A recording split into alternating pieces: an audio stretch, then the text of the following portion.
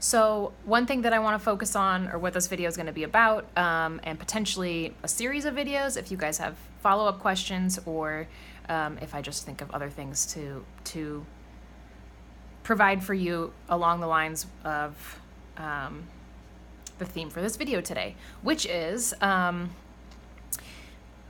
I see this gap between therapy, therapists, just the world of therapy, and the general population. I see it when I explain to people that I'm a mental health counselor, and just in the way, the media represents what therapy is. There's just a lot of misinformation around what to expect. And I've already made a video addressing what to expect from the therapy process. But today I wanted to speak about how to know if therapy is for you, what concerns or issues might bring you in. So I made a quick list here. I doubt it's exhaustive. I might think of some other things along the lines, and if anyone watching this has something to add, I feel free. I love feedback. So first and foremost, I would like to say that I think therapy is for everybody. You don't have to be diagnosed with a particular mental health condition. I'm trying to, fix this video here. You don't have to be diagnosed with a particular mental health condition. We all experience stress. We all, have points in our lives when we feel stuck, and therapy can be totally beneficial for these times in your life.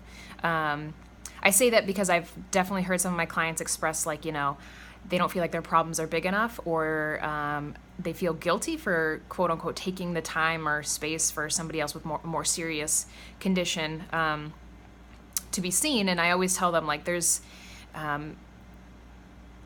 therapy is for everyone,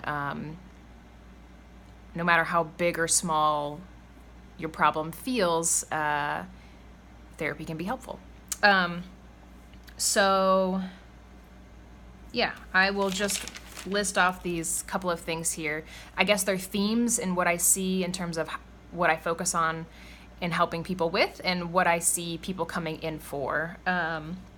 So one, just being any sort of difficult life transition, whether that's, a move or a change in a relationship, or, a student going off to college, parents who are empty nesters, really any sort of big life change, whether that's good in the long run or not. Change is just really difficult for a lot of us. So having extra support while you're going through that transition, I think, is totally reasonable, and can be very helpful. Another thing I get people reaching out for is specifically focusing on learning skills. I think the words coping skills are very trendy right now, and for a good reason. I think they can be very valuable. But so if you're looking to better manage your emotions, find ways to cope with certain types of thinking better, and are just really interested in learning more of it's almost when I do this, it's a more structured approach. We're learning new skills. It's kind of like being in school, I guess, but you're learning ways of, like I said, managing stress, emotions, whatever, more effectively. And that could include improving certain behaviors that you want to address as well. Another reason to reach out for therapy is to learn more about, I feel like this sounds so vague, but to learn more about yourself. For those interested in gaining more insight into maybe why they operate the way they do, how their personality was formed, the way certain life experiences have impacted you. So I would call this an insight-oriented approach. Just getting more clarity on, why you do what you do, and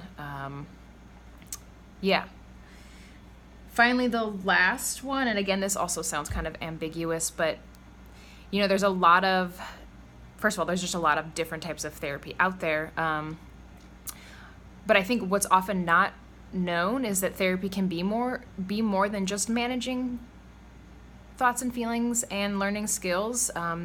So I provide a type of therapy called EMDR, and it's a trauma therapy that helps people process through like past life experiences that have negatively impacted them. And it might sound kind of hokey, but there's types of therapy out there that actually help to create lasting change in people's lives, to really heal from these life experiences. So it's not about just managing symptoms. It's actually about, like, how can I move on? How can I heal from this stuff that's happened to me? And for some people, you know, you might be coming in for all of the above or a combination of these things. But I guess I wanted to address this because I just wanted people to get a better idea of what they could. One, so you have a sense of what you're looking for. And then, yeah, I just think that I've found that's helpful to explore with clients. Yeah, I don't know if any of that made sense, but I hope it was helpful.